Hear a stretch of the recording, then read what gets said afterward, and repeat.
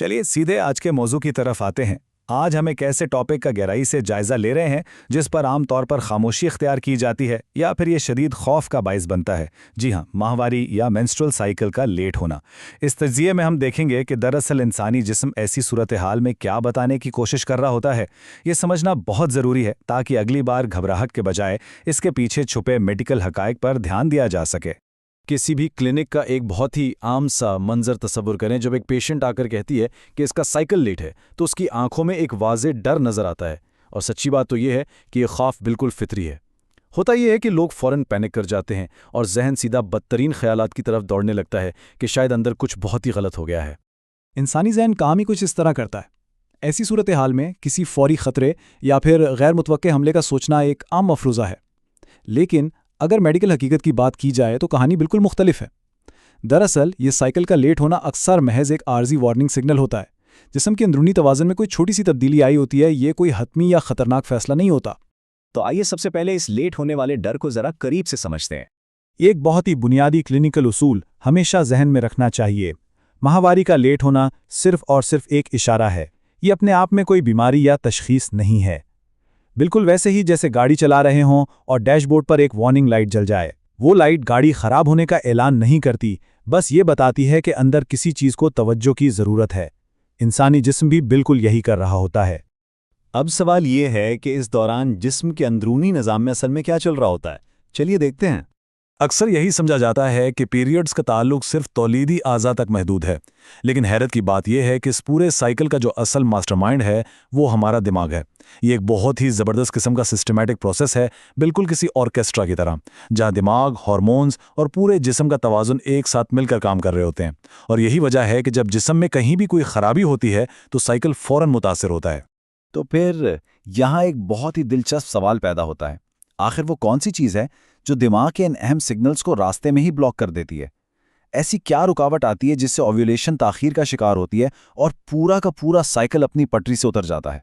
इसका जवाब हमारी रोज़मर्रा की ज़िंदगी में छुपा है, यानी लाइफस्टाइल और उससे जुड़ी तब्दीलियाँ।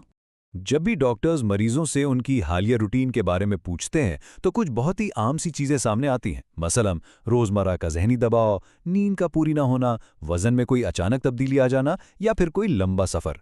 बज़ाहिर ये बहुत मामूली बातें लगती हैं, लेकिन यकीन माने ये छोटी छोटी आदत मिलकर हार्मोन्स की टाइमिंग को हिलाकर रख देती हैं। ज़हनी दबाव यानी स्ट्रेस जिस्म पर कितना गहरा असर डालता है, ये समझना वाकई हैरानकुन है। काम का बोझ, इम्तिहानात की टेंशन या बस हद से ज़्यादा सोचना, ये सब दिमाग के अंदरूनी मैसेजिंग सिस्टम के लिए एक ज़ोरदार ब्रेक का काम करते हैं। जैसे ही दिमाग को स्ट्रेस महसूस होता है, वो फ़ौरन उन सिग्नल्स को रोक देता है जो साइकिल को चलाते हैं, जिससे खुद ब खुद एक डिले आ जाता है। और फिर नींद को कैसे भुलाया जा सकता है? जब जिस्म को सुकून वाली नींद नहीं मिलती तो बॉडी की जो अपनी अंदरूनी घड़ी या बॉडी क्लॉक है वो बुरी तरह कंफ्यूज हो जाती है। और जब ये घड़ी खराब होती है तो हार्मोन्स के रिलीज होने की नाजुक टाइमिंग मुकम्मल तौर पर डिस्टर्ब हो जाती है। तो बस महज नींद की खराबी पूरे साइकिल को लेट करने के लिए काफ़ी है। इसी तरह वज़न का अचानक तब्दील होना भी एक बड़ा फैक्टर है। चाहे वो सख्त डाइटिंग की वजह से अचानक वज़न का गिरना हो या फिर लाइफस्टाइल बदलने से तेज़ी से वज़न का बढ़ना, ये दोनों ही सूरतें ईस्ट्रोजन और बाकी ज़रूरी हार्मोन्स में हलचल मचा देती हैं। इंसानी जिस्म इन अचानक झटकों पर बहुत तेज़ी से रिएक्ट करता है। अब ज़रा इन आर्जी चीज़ों से हटकर कुछ गहरी अंदरूनी वजूहात और मेडिकल पैटर्न्स की बात करते हैं। यहाँ एक फ़र्क समझना बहुत ज़रूरी है। अगर साइकिल सिर्फ एक आध बार लेट हुआ है तो ये उमूमन लाइफस्टाइल में किसी वक्ती तब्दीली का नतीजा होता है जिससे जिस्म खुद ही ठीक कर लेता है। लेकिन अगर ये बार बार हो रहा है तो फिर ये एक पैटर्न है और ये इस बात का साफ इशारा है कि अब अंदरूनी हार्मोनल निज़ाम का बाकायदा मेडिकल जायज़ा लेना पड़ेगा। जब बार बार ताख़ीर होती है तो सबसे आम तशख़ीस जो सामने आती है वो है PCOS यानी पॉलीसिस्टिक ओवरी सिंड्रोम। हैरत की बात यह है कि बहुत से लोगों को इसका तब तक अंदाज़ा नहीं होता जब तक कि बेकायदा माहवारी, वज़न बढ़ने या एक्नी जैसी अलामात तंग ना करने लगें। लेकिन अच्छी खबर यह है कि ये एक इंतहाई आम और मुकम्मल तौर पर काबिल इलाज मसला है। खैर, जब कोई क्लिनिक में आता है तो जहन में सबसे बड़ा और खामोश सा डर अमूमन गैर मुतवक्का हमल का होता है। इस डर को ख़त्म करने का बेहतरीन तरीका मफरूज़े बनाना नहीं है, बल्कि एक सिंपल सा प्रेगनेंसी टेस्ट है। ये टेस्ट तस्वीर बिल्कुल क्लियर कर देता है और फिर अंदाज़ों की कोई गुंजाइश नहीं रहती। अच्छा, अब फ़र्ज़ करें टेस्ट नेगेटिव आ गया, तो क्या बात वहीं ख़त्म हो गई? बिल्कुल नहीं। अगर टेस्ट नेगेटिव है तब भी असल वजह तक पहुंचना बहुत ज़रूरी है। वो वजह कोई छुपा हुआ हार्मोन का मसला हो सकता है, कोई पुराना दबाव जिसे नज़रअंदाज किया जा रहा हो, या फिर रूटीन की वो छोटी छोटी आदत जो मिलकर साइकिल को डिस्टर्ब कर रही हैं। उन जड़ों तक पहुंचना देर पा सेहत के लिए लाजमी है। तो फिर ऐसे में अगले इक़दामात क्या होने चाहिए? मसले का हल क्या है? मेडिकल प्रोफेशनल्स इसका बहुत ही सीधा और पुरसुकून सा हल बताते हैं। सबसे पहले टेस्ट करके प्रेगनेंसी को रोल आउट कर लें। फिर अपने रोज़मर्रा के मामूलात, अपनी नींद और जहनी दबाव का ईमानदारी से जायज़ा लें। इसके बाद थोड़ा सब्र करें और जिस्म को खुद को रीसेट करने का वक्त दें। हाँ, अगर यह मसला फिर भी बार बार हो तो फिर प्रॉपर मेडिकल टेस्ट की तरफ जाना चाहिए। वैसे मेडिकल साइंस की एक बहुत बड़ी सितम ज़रीफ़ी देखें कि माहवारी लेट होने पर जो शदीद परेशानी और पैनिक होता है वो दरअसल हार्मोन्स को मज़ीद बिगाड़ देता है। मतलब जितना ज़्यादा स्ट्रेस लिया जाएगा ताख़ीर उतनी ही लंबी होती जाएगी, इसलिए पैनिक करना तो मसले को और भी उलझा देता है।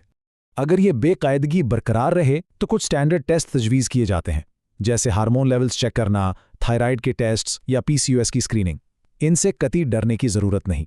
ये बिल्कुल रूटीन के मेडिकल प्रोसीजर्स हैं जिनका मकसद सिर्फ और सिर्फ जिस्म के अंदरूनी डाटा को ठीक से समझना होता है। इस पूरे तज्जिए से जो सबसे ताकतवर पैगाम मिलता है वो ये है कि इंसानी जिस्म कोई दुश्मन नहीं है जिससे डरा जाए। बिल्कुल नहीं।